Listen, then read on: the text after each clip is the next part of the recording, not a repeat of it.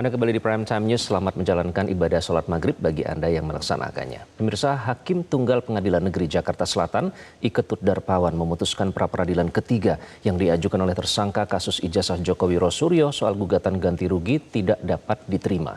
Dalam amar putusannya, Hakim Darpawan menilai permohonan Roy tidak diterima dengan alasan cacat formil karena kurang pihak, yakni Menteri Keuangan.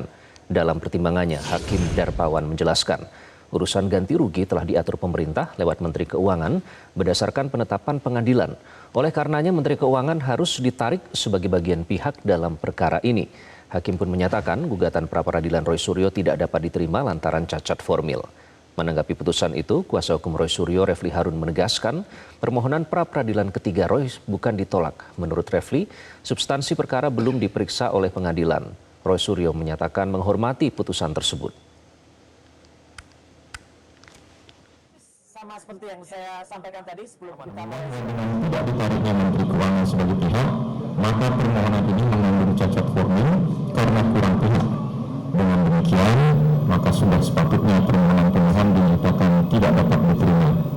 Memang oleh karena permohonan pra-peradilan pemohon dinyatakan tidak dapat diterima, maka biaya yang timbul dalam perkara ini haruslah dibebankan kepada pemohon sejumlah ini.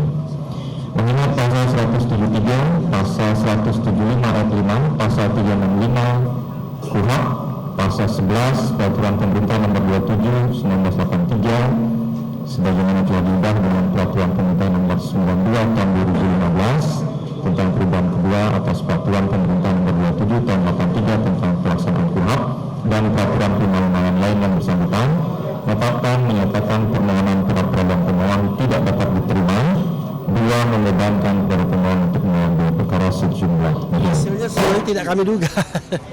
Jadi hasilnya itu bukan ditolak, ya, tapi dinyatakan tidak dapat diterima. Nah, kalau dinyatakan tidak dapat diterima, itu artinya tidak diperiksa substansi perkaranya.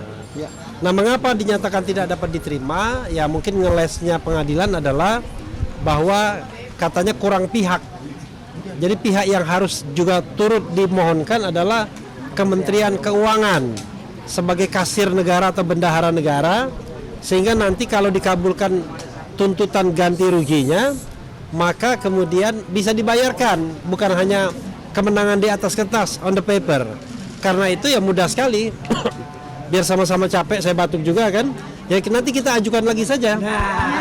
memainkan joker kan tuh yang tidak kita ada. Jadi jokernya keluar hari ini. Usai putusan, pihak termohon Polda Metro Jaya mengingatkan bahwa gugatan dengan objek perkara yang sama tidak dapat diajukan kembali. Meski belum ada aturan untuk membatasi gugatan, Polda memastikan pihaknya siap menghadiri pra-peradilan. Lebih. Nah, jadi ada joker. Ya udah, kita main panjang, kita main joker. Sekian, terima kasih. Wassalamualaikum warahmatullahi wabarakatuh. Kalau dia objeknya sama, ya otomatis ditolak. Tidak bisa. Walaupun yang tergugatnya bakalan ada penambahan gitu ya Pak? Ya mungkin dia objeknya berbeda. Tapi selama hakim menerima dan memanggil kami untuk menghadiri undangan pengadilan, kami akan hadir. Tapi gimana nih Pak tanggapannya udah sampai 4 kali mengajukan gugatan? Ya memang aturan belum ada untuk itu. Jadi itu merupakan hak dari pemohon. Yang penting objeknya tidak sama.